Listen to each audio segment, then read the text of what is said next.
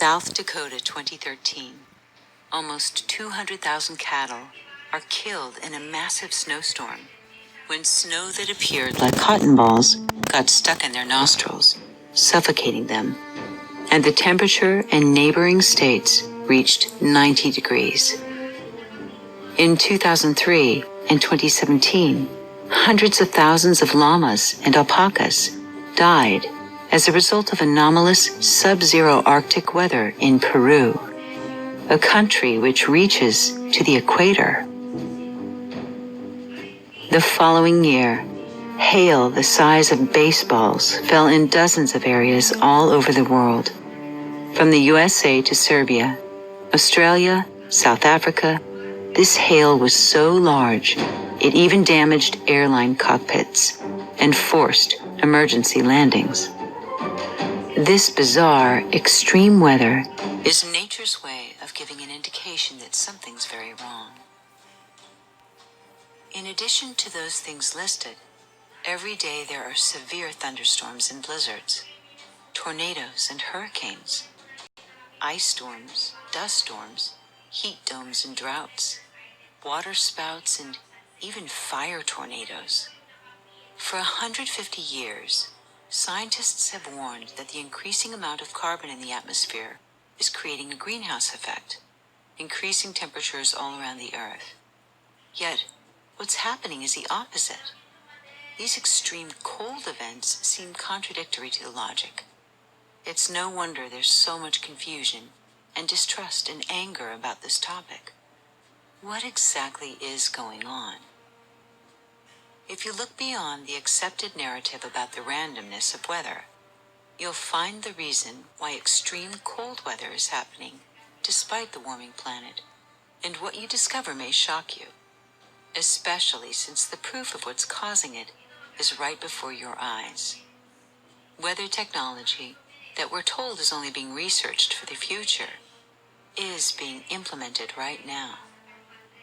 We're told it's intended to protect us from scorching temperatures and disappearing coastlines. But methods being used are also harming our air, soil, oceans.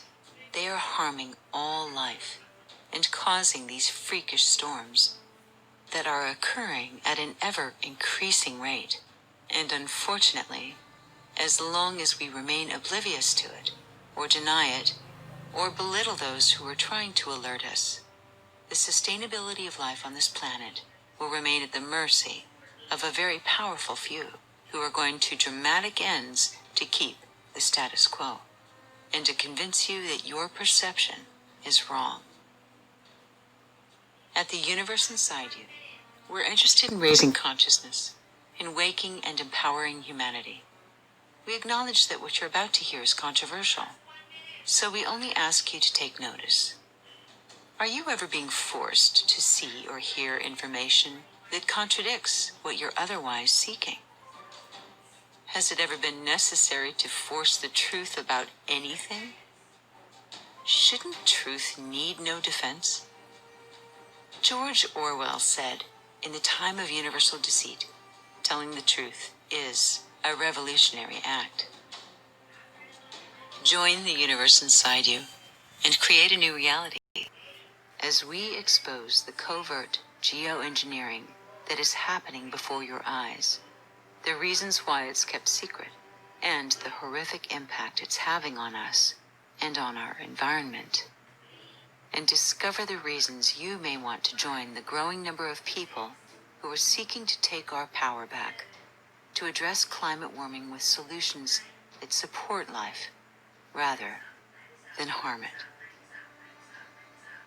In his book, The Demon-Haunted World, Science as a Candle in the Dark, Carl Sagan said this: "I have a foreboding of an America in my children's or grandchildren's time, when awesome technological powers are in the hands of issues, when the people have lost the ability to set their own agendas or knowledgeably question those in authority." If you thought weather control was just science fiction, it's okay, you're not alone. There are reasons it's scarcely mentioned in the media. In case you missed it, Here are some recent reports about it that came from China. The lack of discussion about weather modification in the West and Wikipedia's skimpy definition on climate engineering may lead you to think it's all very new technology. Actually, the first rain-making patent was filed over 100 years ago, in 1891. And artificial cloud cover patents were filed almost 100 years ago in 1927, along with cloud seeding in 1947, which is the process that climatologists use to create rain.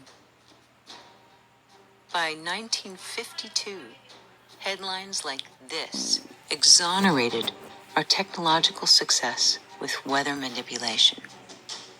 Then, in 1962, after President Lyndon Johnson asserted, "He who controls the weather controls the world," the subject seemed to disappear. Naturally, many people were not aware of the use of weather as a weapon of war. So programs like Project Popeye in the 60s went unnoticed. Popeye viciously cloud-seeded Vietnam to worsen their monsoon storms. And Project Nile Blue attempted to affect the sugar industry in Cuba.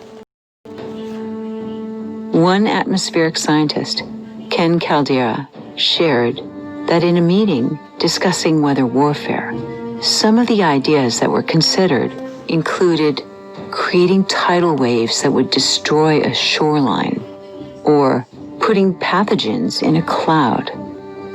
Though it's a little-known topic, the relevance of weather warfare is so important, it's been compared to the power achieved when scientists split the atom. Dane Wigington is a fierce fighter for weather modification transparency. And he says that weather modification is the crown jewel by which countries are destabilized or forced to allow occupation. He adds that a nation can be brought to its knees without even knowing they were at war. Unlike the atomic bomb, however, weather warfare can be deployed in secret, and it will always appear to be caused by Mother Nature. Weather warfare is deceptive and insidious. So it's no wonder the United Nations sought to ban weather warfare beginning in 1977. Consider, however, if you're a military leader, are you willingly going to lay down such a powerful weapon that not only ensures victory, but preserves your country's reputation because it all happens so secretively?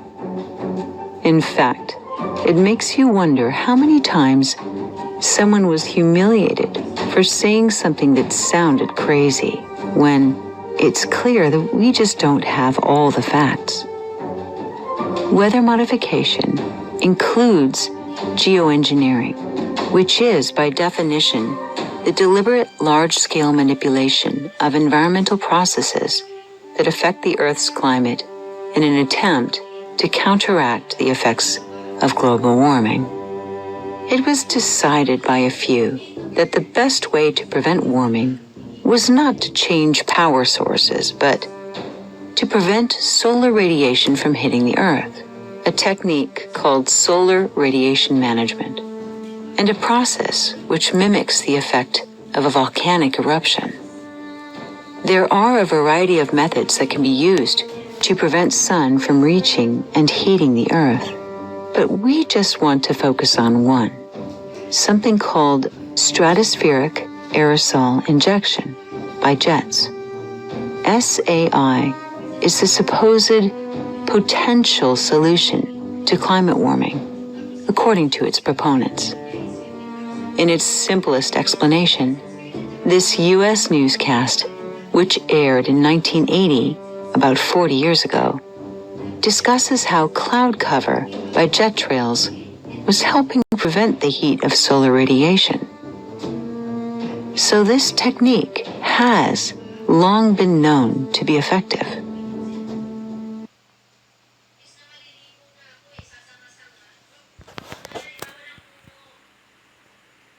Know that climate change will displace millions of people and has been identified as the single greatest national security threat that we face.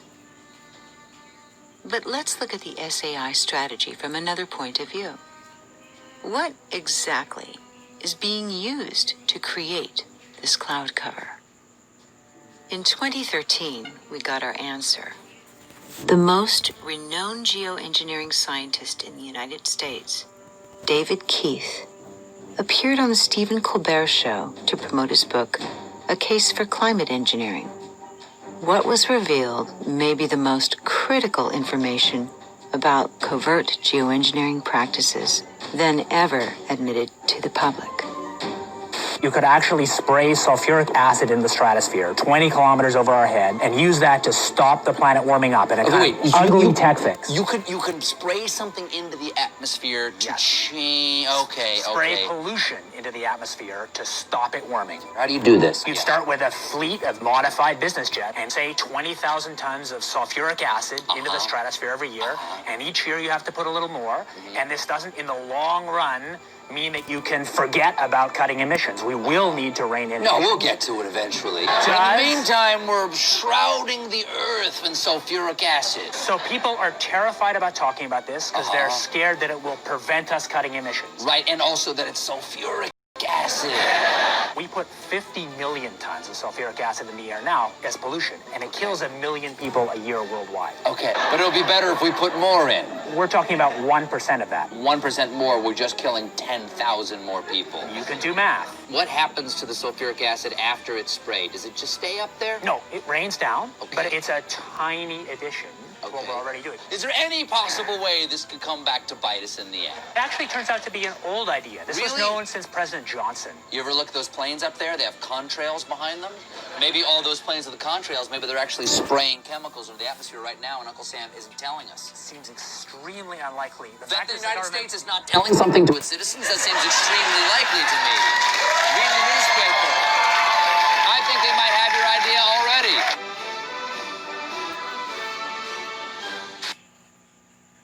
So, this world-renowned climatologist says, if we can just inject a little more sulfuric acid and metal nanoparticulates into the stratosphere, we can effectively reflect the sun's heat, even if it kills tens of thousands of people, so that we can buy time and eventually get around to decreasing our reliance on polluting fossil fuels.